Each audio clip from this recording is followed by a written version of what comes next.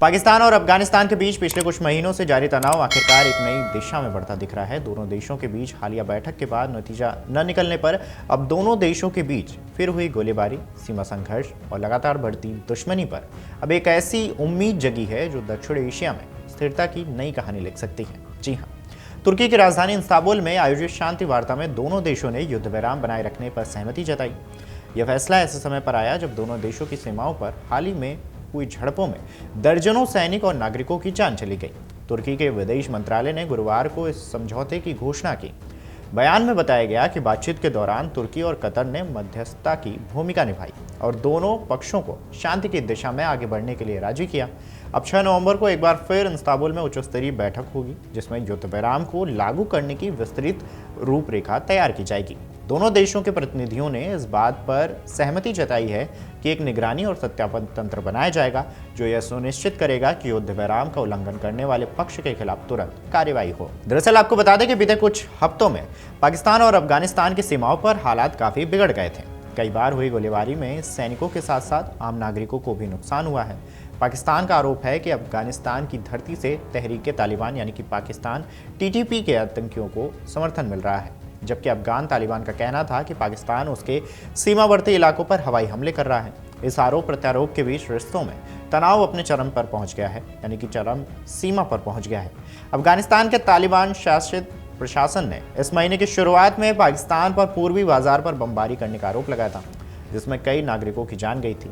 इसके जवाब में अफगान बलों ने पाकिस्तानी ठिकानों पर हमला किया और दावा किया कि 58 पाकिस्तानी सैनिक मारे गए हैं।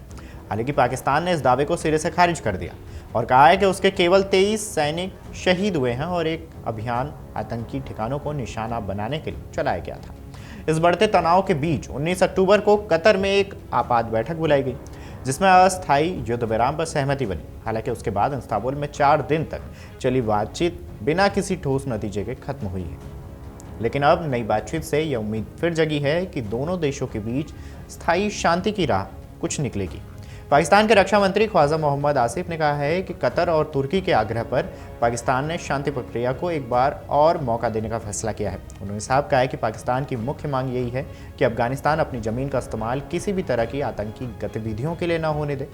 उनका कहना था कि पाकिस्तान पड़ोसी देशों से अच्छे रिश्ते चाहता है, लेकिन आतंकवाद को लेकर किसी तरह का समझौता नहीं करेगा। वहीं पाकिस्तान के सेना प्रमुख फील्ड मार्शल आसिम मुनीर ने पेशावर में कहा है कि पाकिस्तान ने हमेशा संयम बरता है और अपने पड़ोसियों के साथ कूटनीतिक रास्तों से रिश्ते सुधारने की कोशिश की है, लेकिन अफगानिस्तान से आ रहे आतंकवाद को अब और बर्दाश्त नहीं किया जा सकता।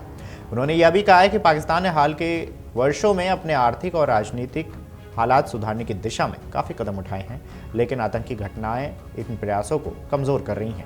इधर अफगान पक्ष का कहना है कि पाकिस्तान को अपनी सैन्य रणनीति पर पुनर्विचार करने की जरूरत है। अफगान विदेश मंत्रालय के प्रवक्ता ने कहा है कि सीमा पर स्थायी शांति तभी संभव है जब दोनों देश एक दूसरे की संप्रभुता का सम्मान करें और आतंकवाद के खिलाफ साझा रणनीति अपनाएं। उन्होंने यह भी कहा है कि युद्ध विराम समझौता को सिर्फ कागजों तक सीमित नहीं रहना चाहिए, बल्कि जमीनी स्तर पर उसका पालन होना जरूरी है। इस बीच पाकिस्तानी सुरक्षा बलों ने बलूचिस्तान में 2 अभियान के दौरान 18 आतंकियों को मार गिराने की पुष्टि की है, जबकि बाजौर शहर में 4 तहरीके तालिबान पाकिस्तान के लड़ाके मारे गए हैं। इनमें एक हाई वैल्यू टारगेट भी शामिल रहा है। सुरक्षा विशेषज्ञों का मानना है कि यह कार्रवाई पाकिस्तान का यह संदेश देने के लिए है कि वह आतंकवाद के खिलाफ अपनी लड़ाई जारी रखेगा। अंतर्राष्ट्रीय स्तर पर भी इस्तांबुल शांति वार्ता को दक्षिणी एशिया की स्थिरता की दिशा में एक अहम पहल माना जा रहा है। कतर और तुर्की की भूमिका भी इस बार रणनीतिक और निर्णायक मानी जा रही है, क्योंकि दोनों देशों के बीच विश्वास की कमी इतनी गहरी हो चुकी थी कि बिना किसी तीसरे पक्ष की मध्यस्थता वार्ता संभव नहीं थी। पाकिस्तान अफगानिस्तान के बीच यह नई पहल शायद दक्षिण एशिया के लिए शांति की एक नई शुरुआत हो सकती है। हालांकि दोनों देशों के इतिहास को देखते हुए यह रास्ता आसान नहीं है। भरोसा, धैर्य और राजनीतिक एक शक्ति ही युद्ध विराम को स्थायी शांति में बदल सकती है। अगर इस्तांबुल में तय हुई सहमति जमीनी स्तर पर लागू होती है तो यह न सिर्फ दोनों देशों के लिए बल्कि पूरे क्षेत्र के लिए राहत की सांस साबित होगी, वरना एक बार फिर यह शांति केवल शब्दों तक सीमित रह जाएगी। अगर आप ये वीडियो YouTube पर देख रहे हैं तो हमारे चैनल को सब्सक्राइब कर बेल आइकन दबाएं और Facebook पर देख रहे हैं तो हमारे पेज को लाइक करें।